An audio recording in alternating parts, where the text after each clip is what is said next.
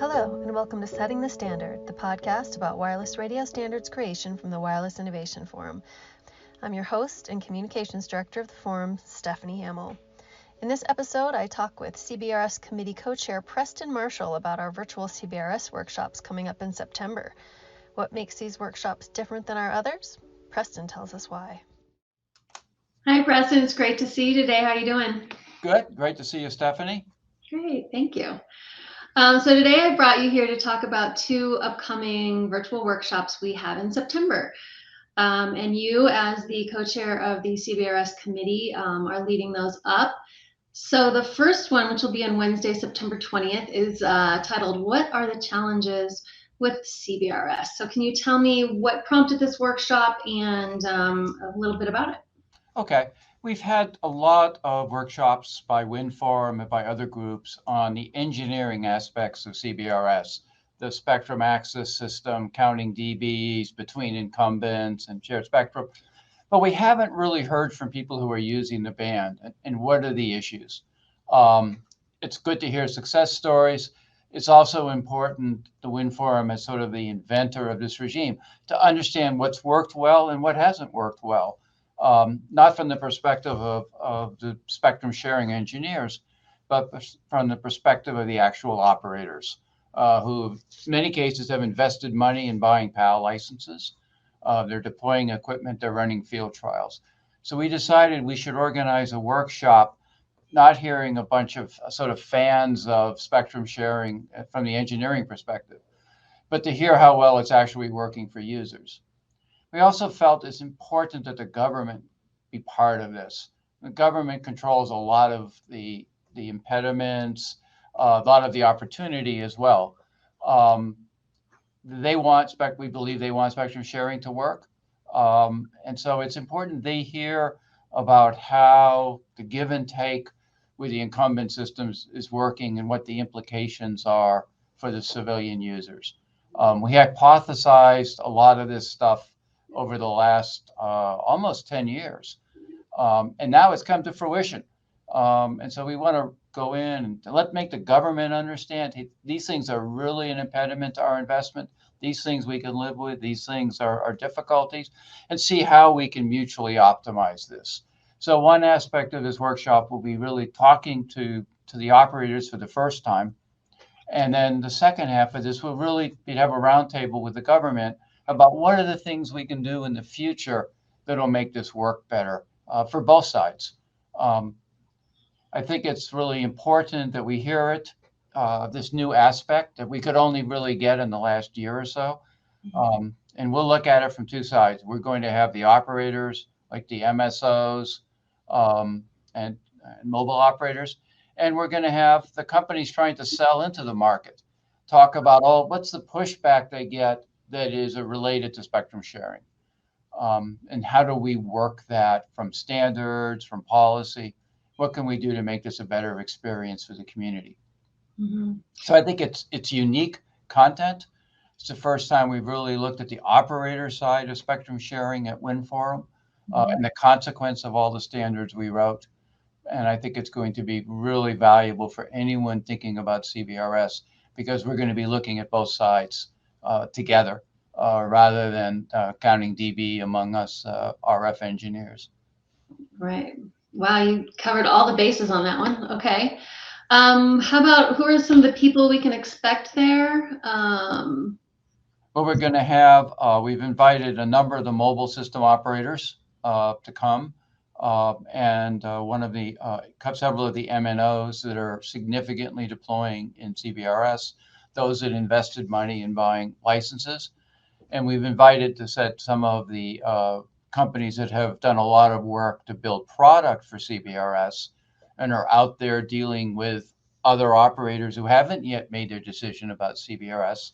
And so they're getting a lot of insight into why people elect to use CBRS and why they don't.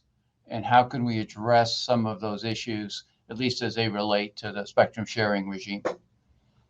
So I think you've got the program, you put it up at the end, and we're working to fill out a bunch of speakers. We've also invited the government organizations that are very involved in setting these policies and teaming with us to come and both hear the discussion, and then at the end of the session, we'll have a roundtable where they can react to it, and maybe we can discuss some things we can do to make CBRS even better together. Yeah, it looks like it's a really long roundtable too, which gives you, it's like 3 hours, so it gives you really good discussion time. No one will go home without feeling they had a chance to put their oar in, and that includes the audience too, because this is a chance to understand what we can do better, not pat ourselves on the back, but really take a look at what's working well and what isn't. What seemed like an easy decision 5 or 6 years ago, now we have to find out how some of those actually came out. Right. And are you thinking about taking like audience questions in advance that you'll answer during that roundtable, or is it really just going to be interactive during that? I think we'd like people to react to what's said there. So please come to the session, bring your questions. But you might find that they're answered in a discussion. I hope we're going to lead our panelists down the path to answer a lot of those questions in advance. But if you don't hear them, please attend virtually and throw the question in the hopper. We will have a large amount of time at the end to bring those questions to the front. That's great. I don't think we're going to end with anyone having an unanswered question. Perfect. All right, well then, moving on. So the next day, September 22nd, is real-time awareness of radio environment sensing versus informing. So what can you tell me? And this is the one where we're going to geek it out. There's a lot of spectrum sharing discussion going on right now. We have 6 gigahertz, which is declarative.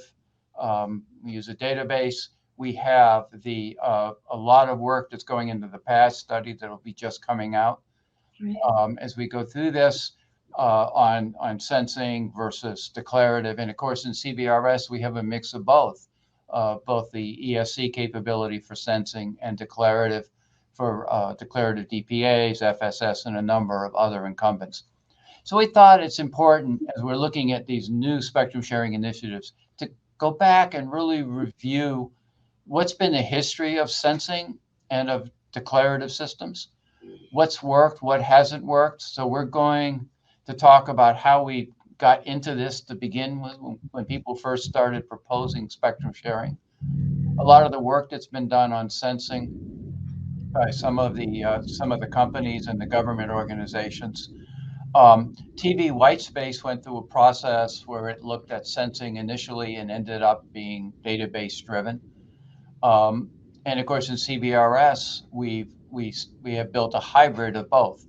So this will be a workshop looking at what have we learned about learning about incumbent activities, be it declarative or sensing, and try to look at it not in the case of just this system or that system, but some of the broad principles that have evolved from successes and less than successes that have occurred in this walk. So we've got people coming from many generations, going back to the early cognitive radio work that I'll be talking about, the TV Whitespace work, the various surveys that Mark McHenry has done on spectrum. And then we'll be looking at the declarative methods that are in CBRS, where we have both. And we'll also be looking at passive users that can't be sensed, like radio astronomy. We'll be trying to look across the whole gamut of how do spectrum sharing systems get awareness of where the incumbents are, and treat it as a general problem rather than get into what's become a lot of ideology between declarative and sensing. We've learned a lot, but we've never put it all in one place before. And this will be the first workshop where we really deal with the awareness problem as the fundamental subject and look at it from history as well as where we are today. And it looks like we also have a government perspective in this one too. Yes. Government's involved in all of these engagements. And so I think it was important they hear these perspectives. Many of them may not have been involved in one or more of these epochs. Like, for example, DoD wasn't involved in TV Whitespace. So the radio astronomy people weren't involved in CBRS. So in the past, we really haven't had the entire community grappling with spectrum sharing. really aware of all of the different activities that have gone on. And it's important the government be in the room. We are about to start 3.1 to 3.4.5 and finalize on the types of options that are there. CBRS has had lots of issues with really finalizing on our spectrum sensing system, the ESC. There's been proposals about informing incumbent and moving that to a declarative system. So this involves all of us who want to make spectrum sharing work.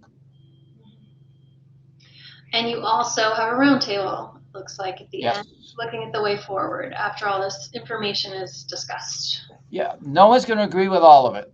At least I hope not. I mean, I think there's a lot of controversy and a lot of different opinions here, and we want to bring them out. We want to have our panelists present the perspective they've gained, and then really we want to use the roundtable to bounce them against each other. Are the lessons really applicable when we look at 3.1 to 3.4.5 or CBRS? And I suspect the virtual and in-person audience will have their own thoughts on this too. There's a lot of experience out there. As I said, it hasn't been collected together. And so we've invited what we think are some of the most knowledgeable people on each of these epics, but there's a lot of knowledge out there too. And hopefully that can all come together in the roundtable. It's become really clear in CBRS, this thing only works if everybody believes in the solution. So it's important, whatever we do in 3.1, wherever we end up in CBRS, that government, industry, and the users all believe that it's the right solution and are comfortable with it. Okay. And I'm assuming during this roundtable as well, lots of audience involvement and questions. And yes. Yeah. There's a lot of people that I know I want to hear their opinions during the discussion period. We put a lot in there. There's nothing more frustrating than hearing someone do 45-minute talk and they have 5 minutes for questions and discussion. So we really wanted to make that discussion a major part of both of these workshops, to really go into it and discuss and hopefully get the wisdom of crowds as well as the knowledge of the individual speakers. That's fantastic. Okay, anything we haven't covered yet that you feel needs to be said? No, I think these are both important topics. They're both different looks at something. There's been a lot of CBRS, there's been a lot of spectrum sharing discussed, but the way we're organizing these topics, I think, are fairly unique. They reflect the fact that we've moved on a long way.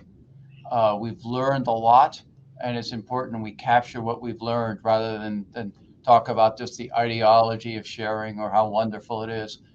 Let's look at what the real issues are, what we've learned, maybe what we were wrong about. Hopefully we'll find we were right about a lot of stuff too. Yeah. All right. Well, thank you so much for joining me today. And Thank you for having me. Workshops. All right. Thanks. Talk to you later. Okay. Goodbye.